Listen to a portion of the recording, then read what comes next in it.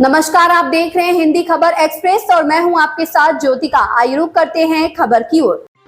महिला की रेप के बाद हत्या का खुलासा। उत्तर प्रदेश के जनपद हापुड़ के थाना सिंभावली क्षेत्र के ग्राम दरियापुर में गन्ने के खेत में अर्धनग्न अवस्था में मिले महिला के शव की घटना का पुलिस ने महज कुछ घंटे में ही खुलासा किया है। आपको बता दें कि सिंभावली थाना क्षेत्र के ग्राम दरियापुर में कल सुबह एक मोनिका का नाम की महिला का शव गाँव के ही जंगल में एक ईख के खेत में अर्धनग्न स्थिति में मिला था, जिसके शरीर पर चोटों के भी काफी निशान थे। पुलिस ने महिला के साथ हुई इस घटना का खुलासा महज कुछ घंटों में ही कर दिया, जिसमें पुलिस ने दरियापुर गांव के ही सोनू उर्फ न्यादर को गिरफ्तार किया है, जिससे पुलिस ने घटना में इस्तेमाल चारा काटने वाली दराती घटना के समय अभियुक्त द्वारा पहने गए खून से सने कपड़े बरामद किए हैं। गिरफ्तारी के बाद आरोपी सोनी उर्फ नादर ने पुलिस को बताया कि मोनिका मेरे ही पड़ोस की एक विधवा महिला थी, जिस पर मेरी काफी दिनों से गंदी नजर थी। 23 तारीख की शाम को मोनिका खेत से चारा काटने के लिए गई थी, जिसके मेरे द्वारा एक के खेत में ले जाकर उसके साथ जोरदस्ती करके रेप किया गया। इसके बाद पीड़िता मोनिका द्वारा आरोपी के सर पर दराती के हमले भी किए गए और पुलिस में पकड़वाने की धमकी दी गई, जिससे डरकर आरोपी सोनू उर्फ न्यादर ने मृतका की चारा काटने की दराती लेकर उसके पेट पर वार कर दिया और उसके बाद उसका गला घोटकर हत्या कर मौके से फरार हो गया। लेकिन पुलिस की गहन जांच में आरोपी संदेह के घेरे में था और पुलिस ने आरोपी को खुडलिया गांव के पास से गिरफ्तार किया है, जिसको अब जेल भेजा जा रहा है।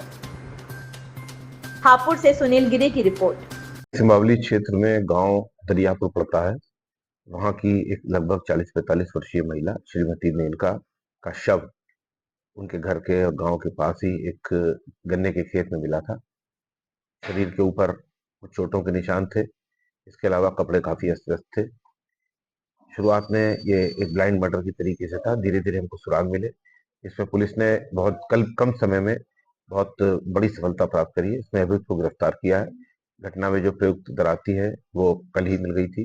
इसके अलावा उसके शरीर पर जो कपड़े पहने हुए थे मृतक की हत्या करने वाले व्यक्ति के द्वारा जो अभियुक्त है, वो कपड़े और उसमें जो ब्लड लगा हुआ है, ये सारी चीजें निशानदेही पे बरामद हुई है। मुलजिम ने अपने जुर्म का इकबाल भी किया है और इस प्रकार से ये केस पूरी तरीके से वर्कआउट हो गया है।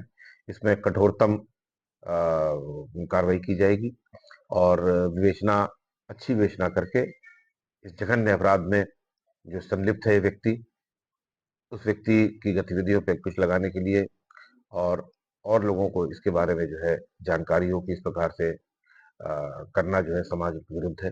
इस प्रकार से हम इसमें कार्रवाई करेंगे, अच्छी विवेचना कराएंगे और मुलजिम को जल्द से जल्द साक्ष्य के आधार पर उसके अंजाम तक पहुंचवाएंगे। दुष्कर्म की बात देखिए, इसके लिए हमने पोस्टमार्टम जो कराया है उसमें कुछ हमने प्रश्न पूछे थे खास तौर से। साथ ही साथ पोस्टमार्टम को हम लोगों ने वीडियोग्राफी के साथ और एक पैनल के द्वारा करवाया है। कुछ शारीरिक द्रव्यों की स्लाइड्स बनाई गई हैं। उनका मिलान करके ही ये बात स्पष्ट हो पाएगी।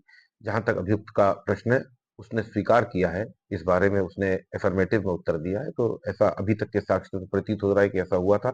बाकी पुष्टिकारक रूप से तो जब स्लाइड्स का मिलान हो जाएगा तभी इसके बारे में कुछ कहा जा सकता है। घटना में रीजन क्या रहा महिला के?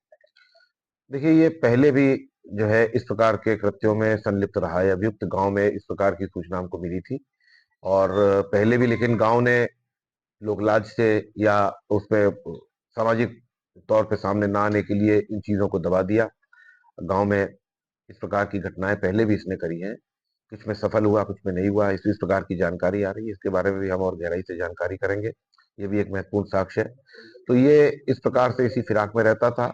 ये महिला चूंकि इनके पति का देहांत हो चुका था, ये कमजोर आर्थिक इनकी पृष्ठभूमि थी, तो ये उनको इस प्रकार से मिसयूज करना चाहता था।